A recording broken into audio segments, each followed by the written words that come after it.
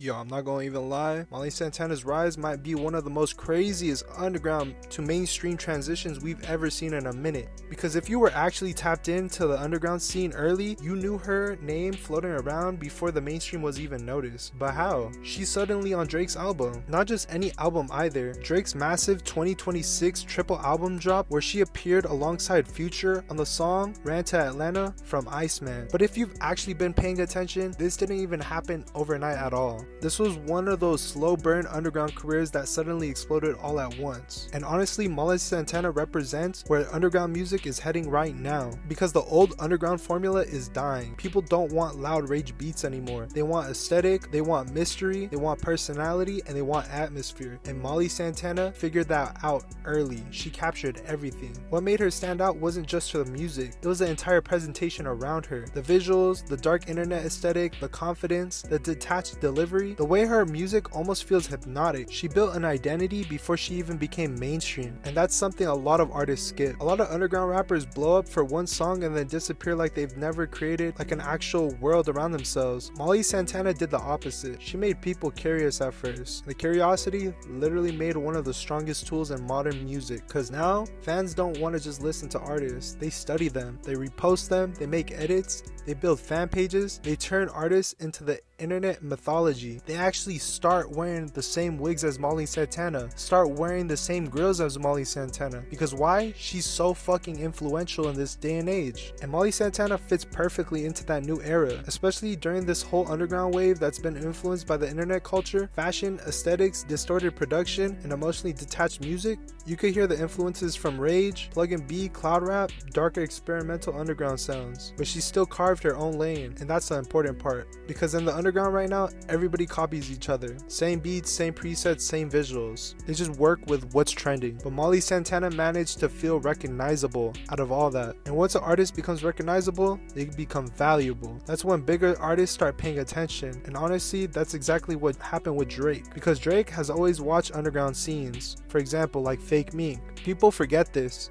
Drake has been tapping into the underground artists for years before they even become mainstream. He's done it with UK artists, Atlanta artists, Toronto artists, SoundCloud artists. He pays attention to the movement before mainstream even catches up. So when Molly Santana ended up appearing on Ran to Atlanta with Drake and Future, that wasn't some random industry placement at all. That was Drake already acknowledging that she already had momentum. And honestly, that feature changed everything immediately. Because once Drake co-signs you, the entire industry starts looking at you differently. Look at Fake Mink. So when it comes to Molly Santana, suddenly blogs start posting about it, new listeners flood in, people who ignored you before start pretending like they knew you the whole time. And that's literally how the industry works. And the timing couldn't have even been bigger. Because Drake didn't even just drop one album, he dropped all 3 albums at once. So the attention around that release was massive already.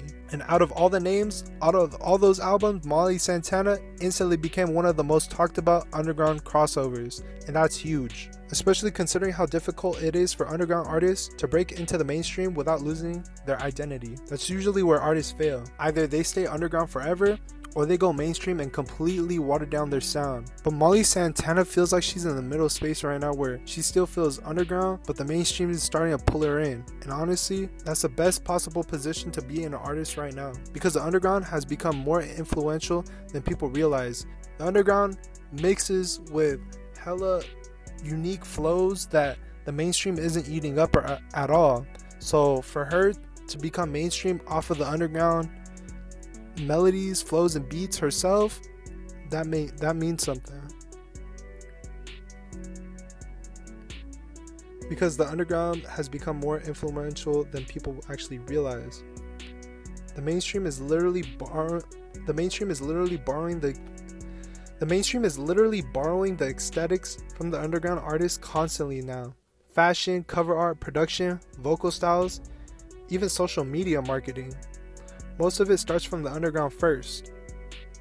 And Molly Santana came up during the perfect era for that. Because platforms like TikTok, Instagram edits, Underground repost pages, Discord communities, and niche fan pages now move artists faster than labels used to do. Back then you needed radio and a cosign. Now you just need culture. Molly Santana built culture around herself before major audiences even understood her music. That's why her fan bases feel so loyal. And another reason why she blew up so fast is because she has replay value. That's something people overlook. A lot of underground artists make music that sounds cool for like one listen, but Molly Santana's music has that replay effect where the atmosphere keeps pulling you back in, especially late at night. Driving music, headphone music, music that feels cinematic. And honestly, I think being a woman in the underground scene made her also stand out twice as much, because the underground rap has heavily been male dominated for years. So when somebody actually comes in with an actual strong aesthetic, confidence, and unique sound, people instantly pay attention, especially when they don't sound like they're trying too hard. That effortless energy matters. Molly Santana has that. Nothing about her feels manufactured, she feels internet raised. And I mean, that's the best way possible. Like, she genuinely understands the modern underground rap culture instead of trying to imitate it. And now with this Drake feature, the ceiling got way higher, because this isn't underground hype anymore. This is an industry level exposure right now. Millions of casual listeners are hearing her name for the first time through Drake. And once that happens, artists usually go one or two directions. Either mainstream and the attention fades, or they level up into a completely different category. And honestly, she'll probably be one of the headliners. I think Molly Santana has a real chance of becoming one of the defining artists in this new underground to mainstream generations, because she already understands branding, she already understands aesthetic, she already understands internet culture. Now she just has bigger eyes. And what's crazy, we're probably still watching the beginning of her career. That's the wildest part. People are treating this Drake feature like it's the peak, but honestly it feels like more of an introduction for everybody to tap in with Molly Santana. And from a couple years from now, people might look back at this Drake feature the moment she stopped being underground famous and started becoming a real mainstream artist. Because going from underground internet buzz to appearing on one of the most biggest album releases of the year with Drake and Future, that doesn't happen by accident. That happens when an artist already has undeniable momentum. And right now, Molly Santana's momentum is unstoppable. So let me know who I should cover next. And do you think Molly Santana has what it takes to go in the mainstream, or is she gonna fade out completely and quickly because her identity is just not there?